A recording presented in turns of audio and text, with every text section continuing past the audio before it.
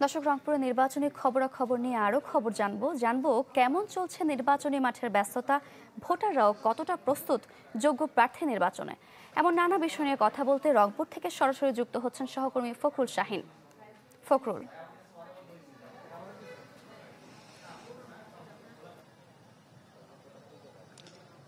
Sunshine আটা ময়দা সুজি জানিয়ে দেই, সেটি হচ্ছে যে দল থেকে সম্ভাব্য প্রার্থী যখনই ঘোষণা করা হয়েছে রংপুরে, আমরা তখন থেকে দেখছি যে সম্ভাব্য প্রার্থীরা গণসংযোগ থেকে শুরু করে উঠান বৈঠক নানা কর্মসূচি তারা পালন করছেন এবং তাদের এই কর্মসূচিতেই আমরা দেখছি যে ইতিমধ্যে রংপুরের যে মাঠ, ভোটের মাঠ সরগরম হয়ে উঠেছে। তবে প্রশ্ন হলো, আসলে প্রার্থীরা ছোটাছুটি করছেন ঠিকই, কিন্তু ভোটাররা আসলে কতটা নির্বাচন নিয়ে ভাবছেন, ভোট নিয়ে ভাবছেন। তো আমার সাথে এক ঝাঁক তরুণ আছেন যারা বেগম রোকেয়া বিশ্ববিদ্যালয়ের শিক্ষার্থী এবং বৈষম্য বিরোধী ছাত্র আন্দোলনের সমন্বয়ক। তারা আবু সাইদের সঙ্গে সেখানে আন্দোলন করেছেন, সংগ্রাম করেছেন। সেই শিক্ষার্থীরা আমার সাথে আছেন এবং তারা আসলে এই ভোট নিয়ে, জাতীয় নির্বাচন নিয়ে অনেক ভাবেন। আমরা একটু তাদের ভাবনার সঙ্গে একটু শেয়ার করব এবং জানতে চাবো যে আগামী নির্বাচন আসলে কতটা সুষ্ঠু হবে, নিরপেক্ষ হবে এবং ভোটাররা কি ভাবছেন এবং রংপুরের রাজনৈতিক অবস্থা কি, সব মিলিয়ে যদি একটু বলেন। 2014 এবং 2018-তে আমরা দেখেছি যে কিভাবে কেন্দ্র দখল, সিট বাণিজ্য এবং নানানভাবে ব্যালট বাক্স ছিনতাই করে মানুষের ভোটাধিকারকে হরণ করা হয়েছে। তো জুলাই ছাত্র জনতার গণ অভ্যুত্থানের পর এই প্রজন্মের একটি বড় আশা আকাঙ্ক্ষার জায়গা ছিল যে গণতন্ত্র প্রতিষ্ঠা পাওয়া এবং নিজেদের ভোটাধিকার প্রয়োগ করা, অর্থাৎ আমরা আমাদের ভোটাধিকার প্রয়োগ করে আমরা আমাদের নেতৃত্বগুলোকে বাছাই করে নিব। আমরা দেখেছি যে বিভিন্ন দলগুলো যখন প্রার্থী ঘোষণা করেছে তখন নির্বাচনী মাঠ অনেক সরব হয়েছে। সুতরাং আমরা সেই প্রার্থীদেরকে আমরা দেখছি এবং তাদের বিভিন্ন কর্মকাণ্ডগুলো আমরা খেয়াল করছি। এখন যেহেতু একটি বাংলাদেশে নিরপেক্ষ একটি সরকার ব্যবস্থা বর্তমান, আমরা আশা রাখি যে বিগত সালে যে নির্বাচনগুলো হয়েছে, যে কারচুপি নির্বাচনগুলো হয়েছে, সেটি আর এই বর্তমান বাংলাদেশে আর হবে না।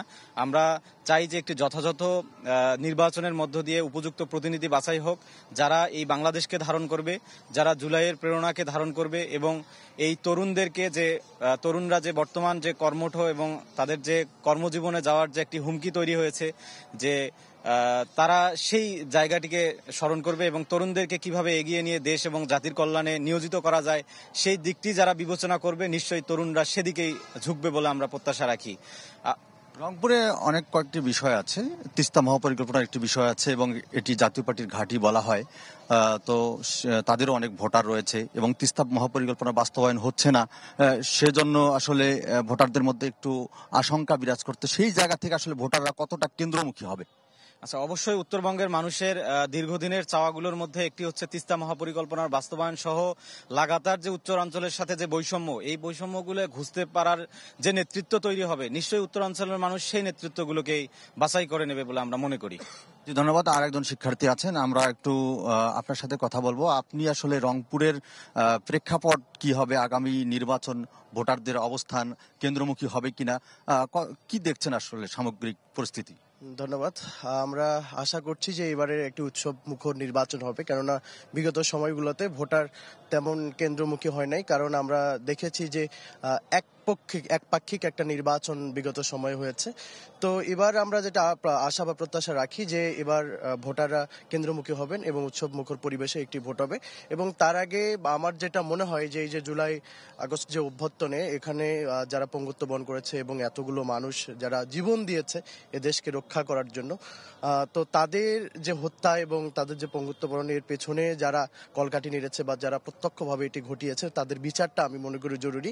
বিশেষ করে যদি নির্বাচনটা, যদি এই বিচারটাকে একটি জায়গায় যাওয়ার পর যদি নির্বাচনটা হয়, তাহলে মনে হয় যে দেশের মানুষের প্রত্যাশা আরো পূরণ হবে।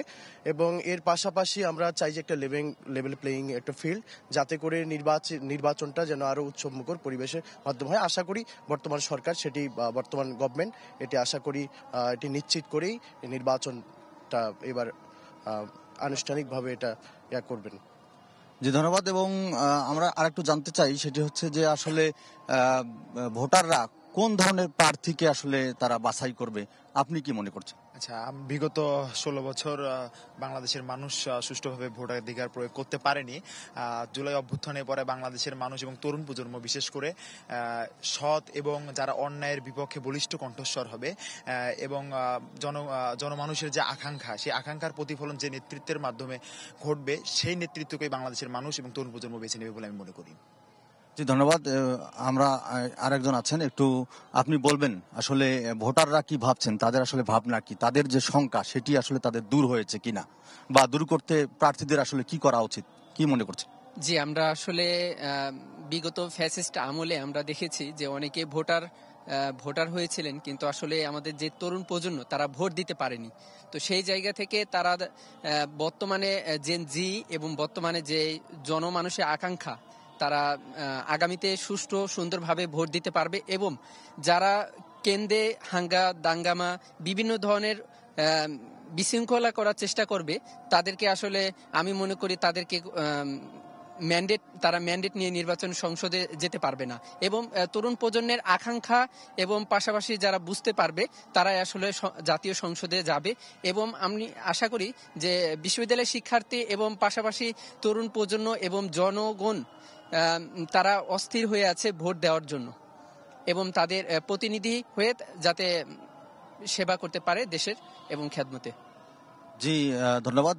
আমরা আসলে ভোটারদের সঙ্গে আরো কথা বলেছি, তারা আমাদেরকে যেমনটি জানিয়েছেন, তারা বলছেন যে দীর্ঘ বছর ধরে আসলে রংপুর এটি কিন্তু উন্নয়ন বৈষম্যের শিকার হয়ে আছে। এখানে রংপুর সিটি কর্পোরেশন দেয়া হয়েছে, কিন্তু সেখানে বাজেট বরাদ্দ নেই।